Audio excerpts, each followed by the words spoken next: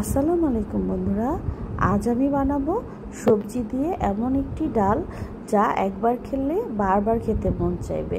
আর এই গরমে তো এরকম একটা ডাল সবজি হলে আর কিছুই লাগে না। তার জন্য আমি মুগ ডালটা খুব ভালো করে ধুয়ে নিয়েছি, তার সাথে মিশিয়ে নেব সবজি। এখানে আমি লাউ, পটল আর ঝিঙে নিয়েছি। যে যেরকম সবজি পারেন নিতে পারেন, তবে এই সবজিগুলি ঠান্ডা, সেজন্য এই সবজিগুলো নিয়েছি। তার মধ্যে দিয়ে দেবো বেশ কিছু পেঁয়াজ কুচি, কাঁচামরিচ ফালি আর কিছু তেজপাতা, আর একটু আদা কুচিও দিয়ে দিলাম, আর দিয়ে দিলাম আর রসুন বাটা, আর দিয়ে দিব আদা বাটা সামান্য দিয়ে। এখন সামান্য পরিমাণ হলুদ দিব আর খুবই সামান্য মরিচের গুঁড়া, এটা না দিলেও চলে, একটু রঙের জন্য মরিচের গুঁড়াটা দিলাম। তারপর দিতে হবে লবণ। লবণটা একটু বেশি করেই দিতে হবে, কারণ অনেকগুলো সবজি আর এখানে মুগ ডালও আছে। আর দিয়ে দিলাম ধনে গুঁড়া আর জিরা গুঁড়া দিয়ে এখন সামান্য পানি দিয়ে দিব। পানিটা প্রায় 200 গ্রামের মতো দিয়েছি।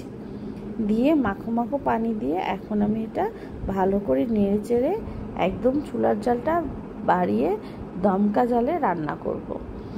এই সবজিটা খুব ঝটপট হয়ে যায় এবং খুবই সুস্বাদু। আর এই গরমকালে এরকম একটা সবজি কিন্তু পাতে থাকলে আর অন্য সব কিছু খেতে মন চাইবে না। তার জন্য এই ঝটপট এই ডাল রেসিপিটা আজকে তৈরি করে দেখাচ্ছি। এই তো এখন আমি চুলাইটা বসিয়ে দিলাম। এটা যখন জাল চলে আসবে, প্রায় 5 থেকে 10 মিনিটের মাথায় সবজিটা কিন্তু জাল চলে আসবে, যেহেতু চুলার জালটা একদম দমকা জালে রান্না করছি। এই তো আর একটু নেড়ে চেড়ে দিলাম। জাস্ট সবজিটা যখন সিদ্ধ হবে তখন চলে যাব দ্বিতীয় পর্যায়ে। আমি কিন্তু এখানে সব মশলা দিয়ে সবজিটা বসিয়ে দিয়েছি। এভাবে সবজিটা যখন জালে চলে আসবে এবং সিদ্ধ হয়ে আসবে, তখনই আমরা চলে যাব সেকেন্ড স্টেপে। আমার সবজিটা কিন্তু অলমোস্ট রান্না হয়ে গেছে, আর আমি সামান্য ঝোল ঝোলও রাখবো। এখানে লাউ আর পেঁপেগুলো খুব সুন্দর কিন্তু সিদ্ধ হয়ে গেছে। এই তো সবজিটা এখন সরিয়ে তারপর চলে যাব অন্য আরেকটা হাঁড়ি বসিয়ে দেব। সামান্য একটু জিরা গুঁড়া দিয়ে দিলাম। এই সময় আপনারা চাইলে কিছু কাঁচামরিচও দিয়ে দিতে পারেন। তারপর একটা কড়াই বসিয়ে তাতে বেশ কিছু পরিমাণ তেল, পেঁয়াজ, রসুন আর কাঁচামরিচ ফালিয়ে আর একটু দিয়ে দিলাম। আর এই সবজিটা কিন্তু আমি প্রথম যে বসিয়েছি তাতে কিন্তু কোনো তেল দিইনি।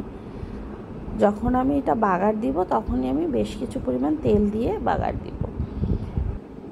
ওদিকে আমার সবজি সিদ্ধটা হয়ে গেছে, আর এদিকে আমি পেঁয়াজ, রসুন আর কাঁচামরিচটা খুব ভালো করে ভেজে নিলাম। এখন ওই ভাজা বেরেস্তা করা ডাল পেঁয়াজটা এই ডালের মধ্যে দিয়ে দিব।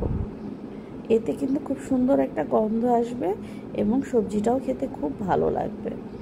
এভাবেই নেড়ে চেড়ে একটু লবণটা দেখে নেবেন।